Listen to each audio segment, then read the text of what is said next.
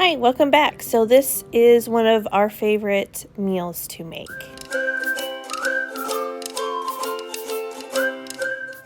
Okay, so this is kind of early in the morning and I am starting to build a spice mix for pork carnitas. Yum, it's really good. So I'm starting with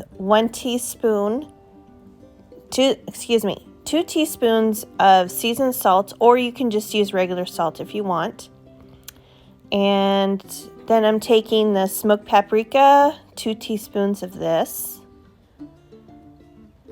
1, 2. Awesome.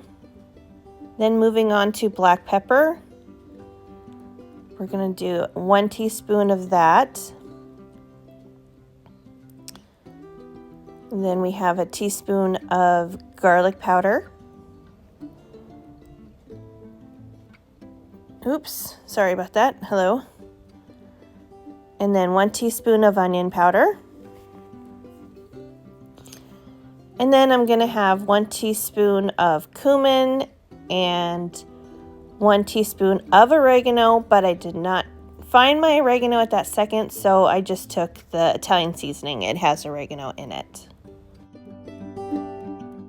Okay, mix those seasonings up really well. Okay, and then I have about 4 garlic cloves here, and I'm going to pop them out of the skins and mince them up really well.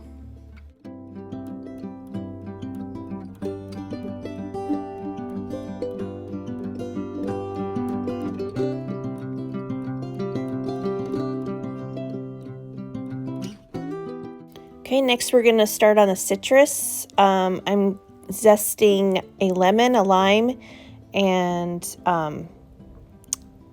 you're supposed to have orange, but I didn't get an orange at the store, so I had some cuties, so I just used a couple of those. And after I zest my lemon and lime, I'm going to cut all the fruits in half and then juice them into my slow cooker you see to the left of me, I guess.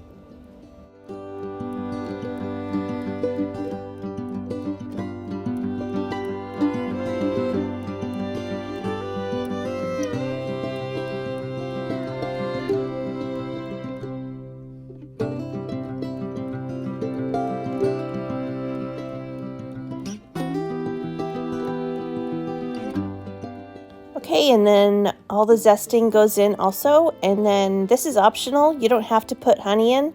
If you want to keep it sugar-free, just leave it out, but I think a little bit of sweet with all the spices is nice.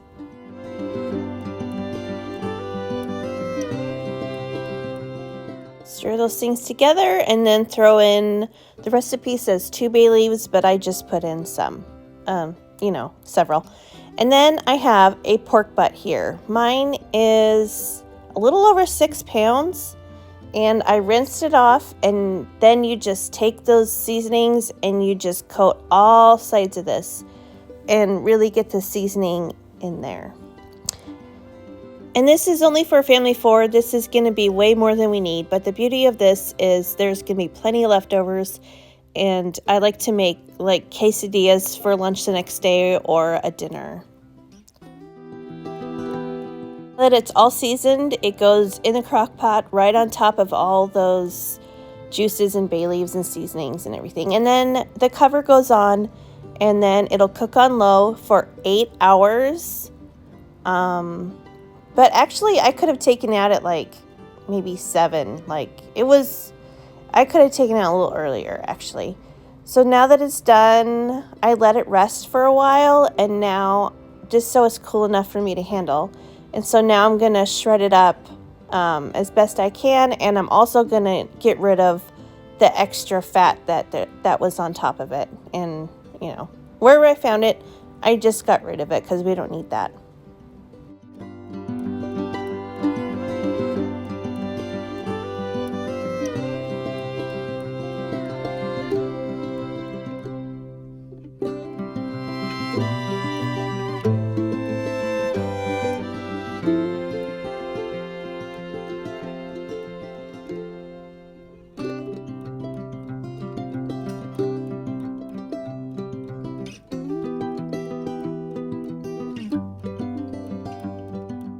Went as far as I could using my hands, and now I have these bear claw thingies.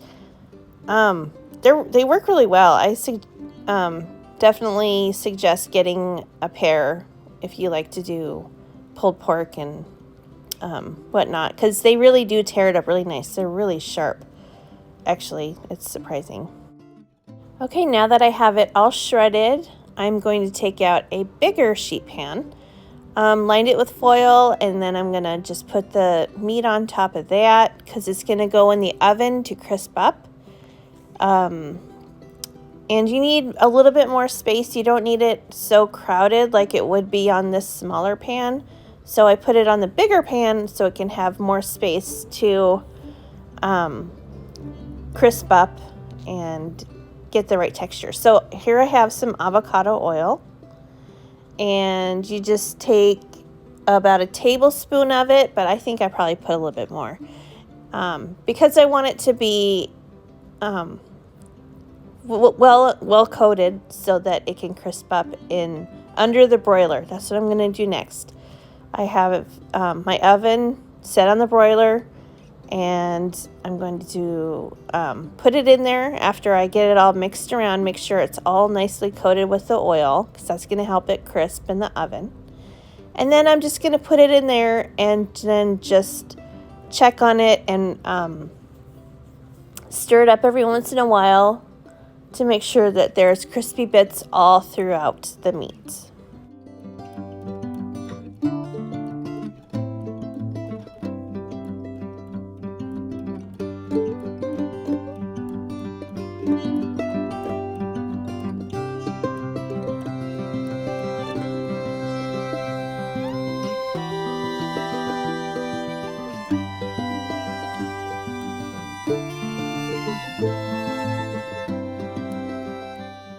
Okay, I should also point out that all the cooking liquids that was left over in the crock pot, you just put it in a saucepan. You can see it on the stove there. And you just let it reduce to about a half a cup. I start this before I start crisping the meat, because when the meat is done crisping in the oven, then you're going to pour all those juices over the top of the meat right before you serve it. I'm also just getting ready the little toppings for the pork carnitas. I'm just doing a little red onion, some Monterey Jack cheese, some cilantro, but it's actually parsley. I didn't have any cilantro, but my husband didn't know that, so I just told him it was cilantro. He doesn't know the difference. And black olives. He loves black olives, so I made that. And also, I really enjoy coleslaw with my pork carnitas and sandwiches and whatnot. So I made that for myself. Nobody else in my family likes coleslaw, but I quite enjoy it. So I made it. So this is the rest of the cooking liquid here. It's been reduced. It was sitting on the stove for 15-20 minutes. And I also, for a side, I made a boxed yellow rice. You can serve it with whatever you want, though. So yeah, we just made little street tacos out of this. We love this meal in the wintertime. It's pretty much the only time I make this meal, just because my family's weird like that. But really good. The meat always turns out really tender and nice, and there's always enough for leftovers, or you could also freeze it too.